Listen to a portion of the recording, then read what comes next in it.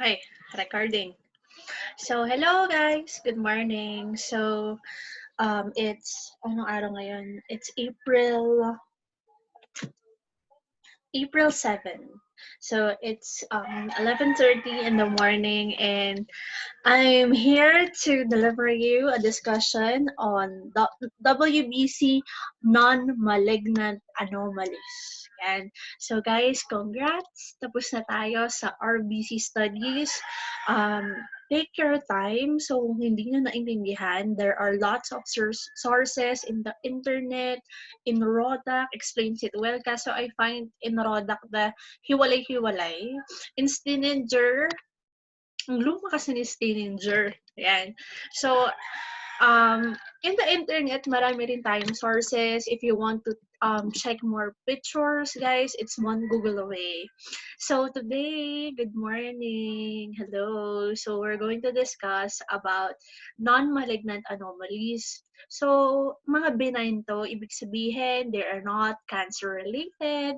Sa WBC, non-malignant anomalies. So, usually it's either acquired or inherited. There's no cancer involved. Sa hemato, guys, hemato ang malignant anomalies, which are your leukemia. Basically, so maraming types of leukemia. But now, let me introduce you to the different anomalies that are found in your white blood cells. Okay, are you ready? So, get your coffee, your dalgona coffee, yung notes nyo, guys, WBC anomalies tayo. Yan. Halos naman ito na sa notes nyo. I'll just add a little bit. So, this is your overview. So, take a picture of this one. So, class, the first 4 columns are very important. However, the second to the last, nilagyan ko ng red yung mga gusto kong i-focus nyo, like LE cell, Gaucher's disease, Niemann-Pick disease, yan. Very important yung mga yan na huwag nyong kakalimutan. But nevertheless, class, kayang-kaya natin to. Yan. It will just take less than an hour to discuss this. So first tayo, sa first parts are yung first two cytoplasmic changes. So either acquired or inherited. So dun sa acquired natin, mostly due to infections. At yung sakit na isa is infectious mononucleosis. So dahil sa sepsis, dahil sa chronic infection, bacterial infection, nagkakaroon ng acquired cytoplasmic changes. Next, inherited cytoplasmic anomalies. May-Hegglin anomaly, aabot yan ng hemato, kaya huwag niyong kakalimutan yan. And Riley, so these are inherited. If not, I'm not mistaken, autosomal recessive sila. Yeah. Next is inherited abnormal granulocyte function. So the first two, there's something wrong with the cytoplasm. Its shape, perhaps my inclusion. But here in this granulocyte function, there's something wrong with phagocytosis, with respiratory burst, with chemotaxis class. Yan. So, mahalaga yan. So, jobs, lazy leukocytes. So, pangalan pa lang, lazy leukocyte. What else? Defective in killing microorganism. We have Shejak-Higashi, chronic granulomatous disease. So, ibig sabihin, they have the capacity to engulf your bacteria. However, they cannot kill it. So, there's something wrong with their respiratory burst. Yung gano'n. They cannot make oxidative products, superoxide products, yung mga peroxide, yung mga hypochlorite class, hindi sila makagawa ng ganon to kill your bacteria. What else? Nuclear changes. So, yung first part, cytoplasmic. Next is the function. Next is changes in the nucleus. Isn't it the normal morphology of a neutrophil? It's 3 to 5 lobes, diba? So anything that is less than that or more than that, there's something wrong. But most of the time, class, they are, so far na, ang nababasa ko is, they're clinically insignificant unless there's disease. And next, class, dun sa others, ang gusto ko i-focus nyo dyan, syempre, LE cell. It is found in people who have systemic lupus erythematosus. And the last one, yun, Gauchers and Niemann-Pick. And so, are you ready? Let's start. So first one is your acquired cytoplasmic changes. So the first three, itong mga tatlong to, most of the reason why they happen because of severe infection, chronic bacterial infection, inflammation, ito, chemical poisoning, and toxic states. So in toxic granulation class, the granules, primarily the primary granules or azurophilic granules becomes larger. Ayan. Since they are becoming more active, sabi sa Rodak, it becomes, the staining becomes denser. Ayan, tignan natin. So here, so class, in your neutrophils, the it has granules, yes, but it's not as this way. It's not as heavy staining as this one. Ang mas heavier stain class is usually eosinophil and basophil. So this one, sana naglagay pala ako ng normal na neutrophil. But class, notice that the granules are so intense. So mostly that big ones are your azurophilic granules or primary granules. So this happen in severe infection, septicemia, mga ganon. Next, still in the realm of infection, we have this Dolly bodies. Para palang hindi masyadong noticeable yung mga Dolly bodies ko. Meron ba ba? Dolly bodies is actually rod shape, guys. Rod shape. Yan, pero hindi nga masyado pala siyang noticeable. So class, it contains ribosomal RNA in parallel, parang rod shape siya class, in parallel rows, so Dolly bodies or Amato bodies. Class, in cases of May-Hegglin anomaly, it has Dolly-like bodies. It resembles Dolly-like. So, ang Dolly bodies, ang May-Hegglin, guys, may rod shape siya. Mas malaki daw sa Dolly bodies. At mas mapapakita ko yun sa May-Hegglin later. So Dolly bodies are rods that are found in the peripheral area of your neutrophils, and it contains ribosomal RNA. So parang sa RBC studies natin, anong inclusion ang laman niya, ribosomes or mitochondrial remnant. Isn't it that it's basophilic stippling? Kasi basophilic ang RNA.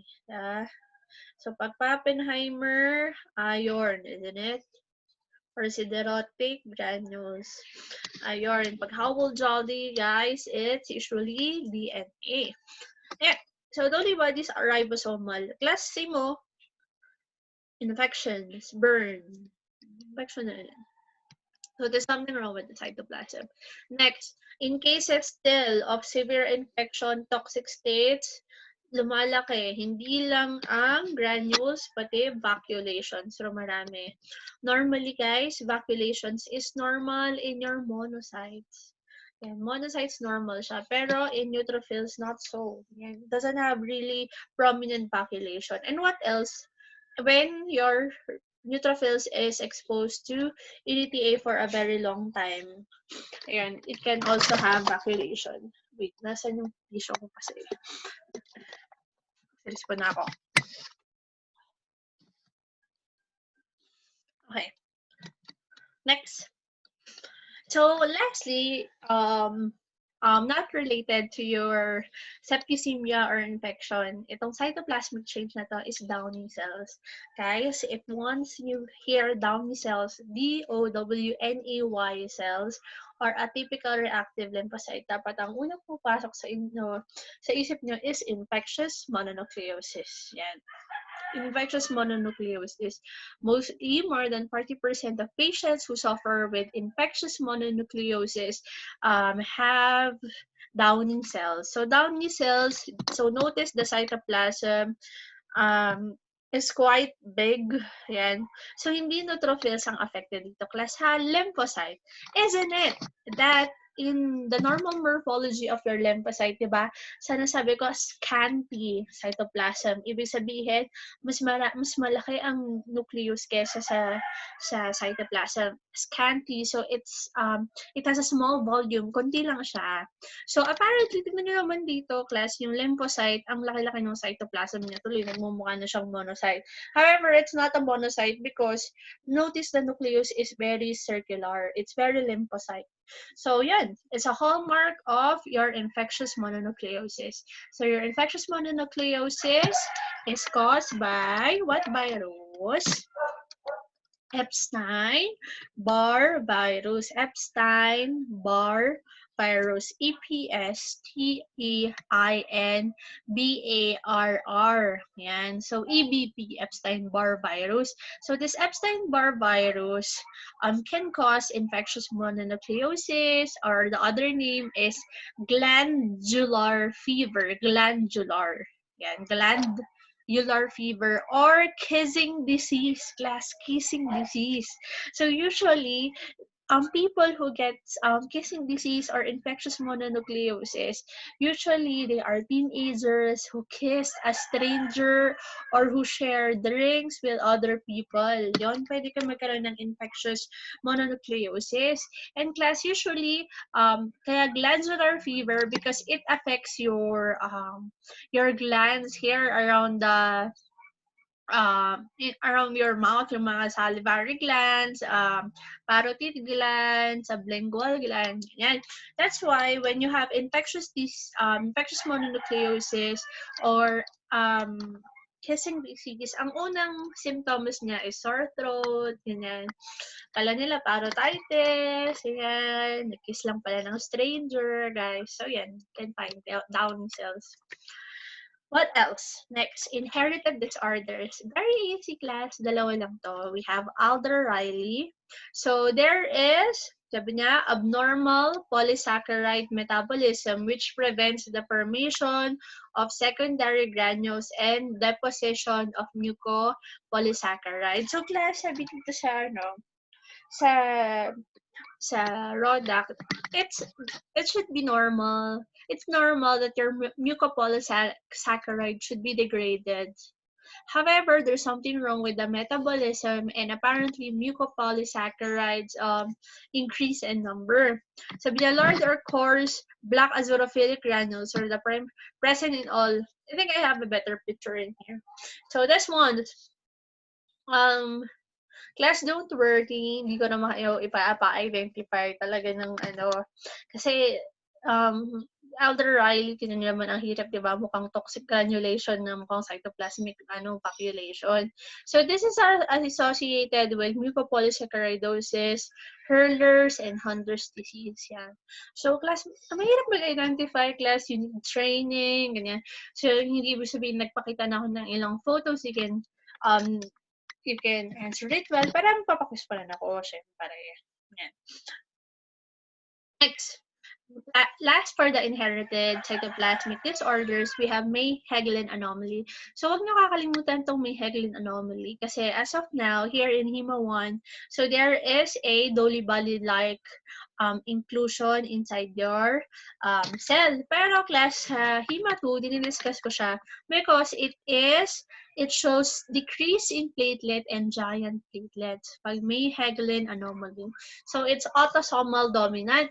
So, when we say autosomal dominant, it's present in every generation. So, like curly hair, like dimple, it's very present in every generation. Class, saan ko ba tinuro? Ako pala tinuro ang hemophilia.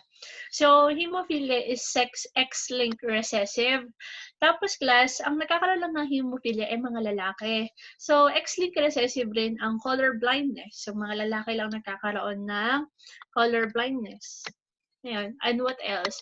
Muscular dystrophy. Muscular Duchenne dystrophy. Mga lalaki lang yan. Okay.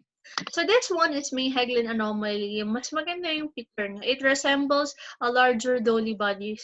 So, ang Dolly bodies, normally, it should be smaller. Still, it's in the periphery. Nasa gilid lang siya of your cytoplasm. Yan. Maganda to eh. It's really big.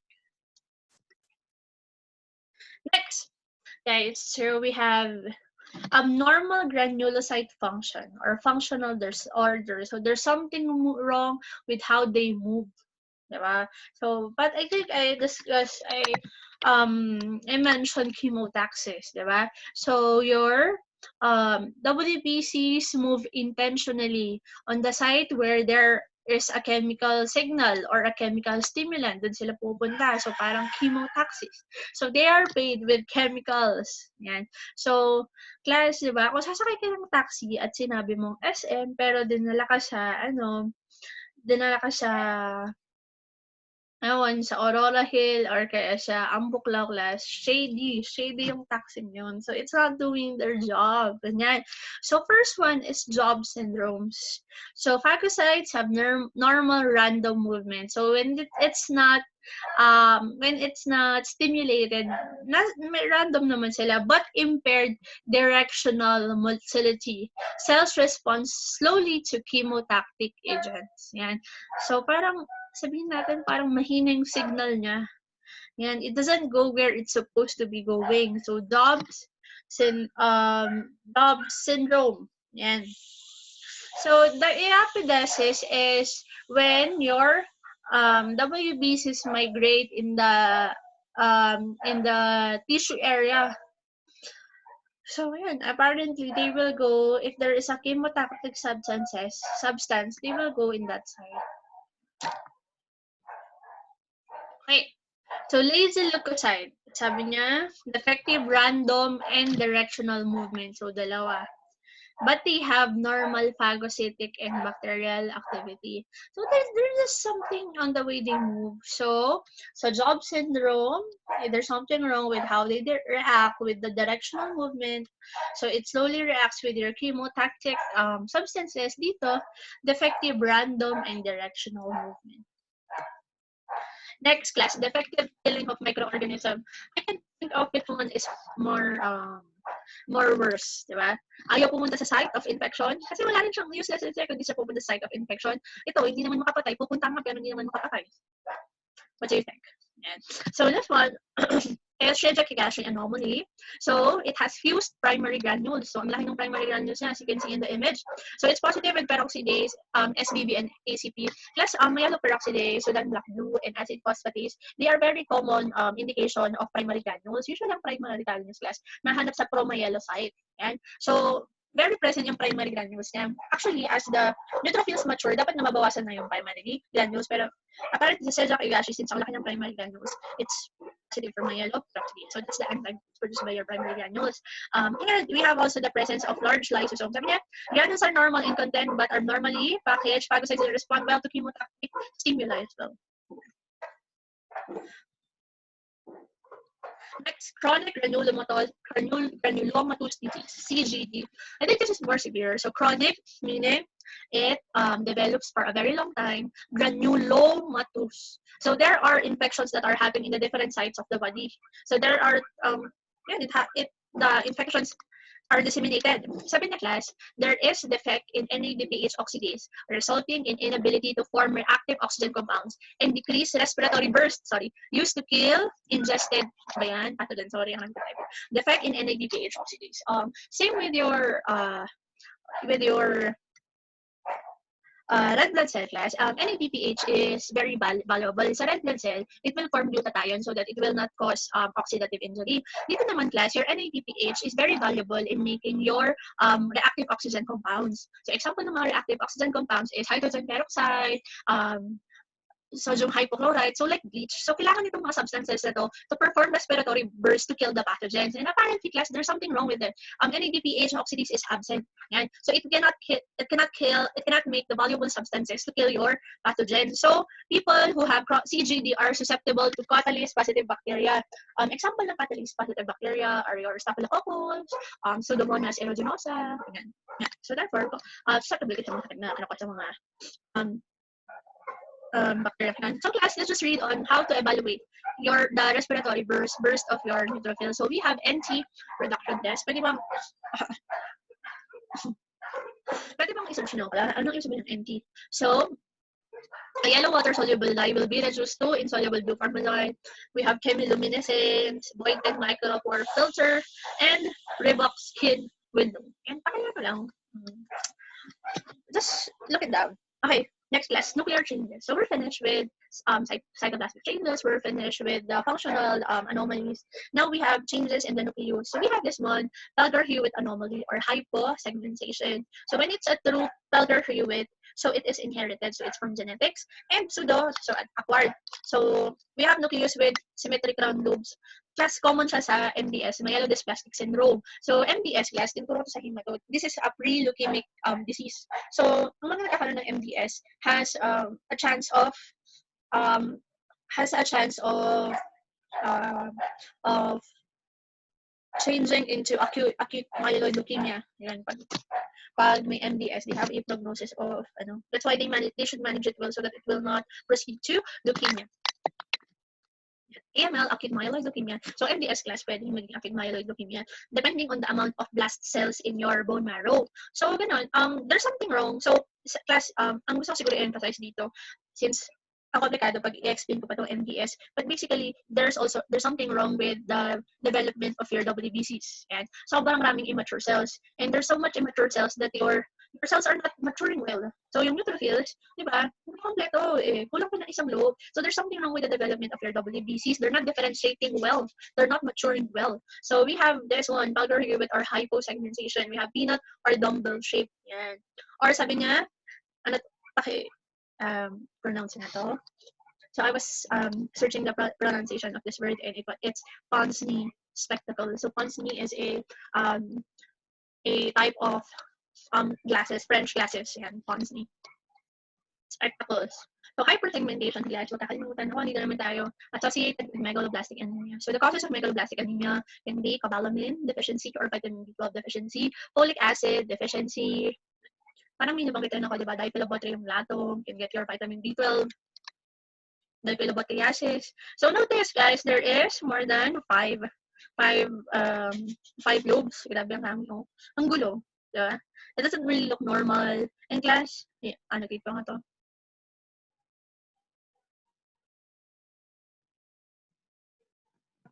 So this is an eosinophil. Yeah, normal ba siya? Abnormal. So usually, guys, ang eosinophil dapat bilobe lang siya. So apparently, so the eosinophil is also affected. Now it has 3 lobes. Next tayo. PowerPoint. Hello. Okay. And next class is pyknotic cell. Yan ang interesting nito. So this is not notice the photos. So your apparently in pyknosis, your nucleus is disintegrating. Yan. So apparently so these neutrophils were never used. Kasi dapat within 24 hours, if there's an infection, they will be used up and iaaalay nila yung buhay nila. So they will engulf a bacteria, tapos they will kill it, and eventually it will die. Yan ang mga sundalo ng katawan. And apparently, if they did not fulfill their function, guys, so they will reach their lifespan, it will dehydrate into a pyknotic cell. Kita sing na itsura. So usually, guys, it's circle. Ma'am, how would we differentiate this? Parang a hypersegmented, mas lalo ng gitna. So notice there is no filament. Diba? Yung parang string, yan, or part that holds the neutrophils together. Kung baga yung parang sa grapes. The one that holds the grapes together is yung branch, manipis na branch niya. So here, you cannot find any nuclear filaments here. So it's very circular. We have this one, smudge cell. So smudge cell, guys, can be artifactual. So pag malinis mo yung preparation mo, but it can also be seen in chronic lymphoid leukemia. So, pag sinabi natin chronic lymphoid leukemia class, yung lymphoid stem cell ang naapektuhan, mga lymphocytes. Pag sinabi kong acute myeloid leukemia class, yung mga myeloid stem cell, ano ba nanggagaling doon? Mga neutrophil, megakaryocyte, red blood cell. Yeah. So, it's a misnomer. Pag leukemia class, hindi lang WBCs ang affected. Lahat affected. We have this one basket cell. Actually, yeah, guys. Mahirap ng photo. Sorry, hindi ko napalitan. Next, have this one, third cell na tayo. So, yung mga others na tayo. So, your third cell is sometimes mistaken with SLE. Pero nevertheless, yan, it's a monocyte with an engulfed nucleus of a lymphocyte. Your third cell, its clinical significance is not SLE. LE cell po. Next, Ferratus cell, a stimulated or a typical lymphocyte, so it's not like Downy cell, with denser and more opaque cytoplasm.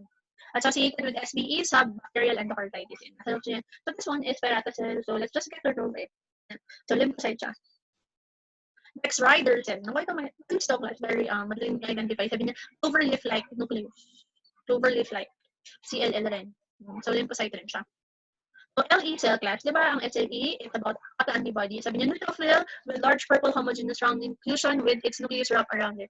So this neutrophil engulfs another neutrophil na kinain siya. Another neutrophil. And we have this one, flame cell. So flame cell, if there is multiple myeloma. Kasi multiple myeloma naman is a cancer related to your plasma cell. Pag sinabi natin flame cell, plasma cell. Flame cell, plasma cell. Yan, nakalimutan. So multiple myeloma with increased IgA. What else? Have deep cell or mot cell or morula. Multiple myeloma rin. So most probably this is also a plasma cell. Diba, let's just review that a plasma cell differentiated from a B cell or T cell. Search, please. Next, we have inherited disorders of monocytes and macrophages. So we're not talking about red blood cells, we're not talking about neutrophils, we're talking not lymphocytes, but monocytes and macrophages. So we have this mucopolysaccharidosis. If you have taken your cytogenetics, so meron tayong nito, mga hurlers, hunters, isn't it that I mentioned it in regards with Alderani? So this mucopolysaccharidosis can result to this kind of diseases. So we have Gaucher's disease. So Gaucher's disease, there is a lack of beta-glucosidase. So that now, there is an accumulation of glucocerebrosides. So anong effect kaya ng glucocerebrosides? So now, to lipidosis, so there is accumulation of lipids. So here now, your cells looks like a crumpled tissue paper. Yan, nakalimutan. Basta pag sinabing Gaucher's disease, Gaucher cell, crumpled tissue paper. Yan. Crumpled tissue paper. Ma'am, crumpled or crinkled? Crumpled na. Next, May-Hegglin disease. Yan. So, kanina, leukocerebrolate ang enzyme na nawawalan. This one is sphingomyelinase. So, notice guys, diba itong sphingomyelin, it's found in the membrane of your red blood cell. The same thing with your WBC. Nahanap rin sila sa membrane of your WBC. So, it's related with cholesterol. And apparently, if there is, so class, pag wala tong mga enzyme na to, it tends to deposit, so sphingomyelinase, its function is to break down sphingomyelin. So since it's absent, plus there tends to be a accumulation of sphingomyelin. So ayan, it makes your cells foamy. So si Neumann, foamy. Si Gaucher's, crumpled tissue paper. This one is your sea blue histiocytes. So when you say histiocytes, cells that are found in your tissues. Yan, they become lipid rich. At least very noticeable yung photo niyan. Class madaling i-identify. Kapag tinanong ko, diba? So blue. Piling mot cell. Pwede lang yan natin. Grape cell, mot cell, or morulo. Kapag grape cells. Yan. So this is your crumpled tissue paper. Image. Imantic foamy. Yung mga macrophage natin. Sea blue histiocyte. So siya lang yung histiocyte. And we have Fabry's and Wolfman and Panzer. So guys, thank you for listening and to watch this video while you're in the CR kahit saan. So let's learn while we're on vacation na. I'll see you again guys. So take care. Stop share.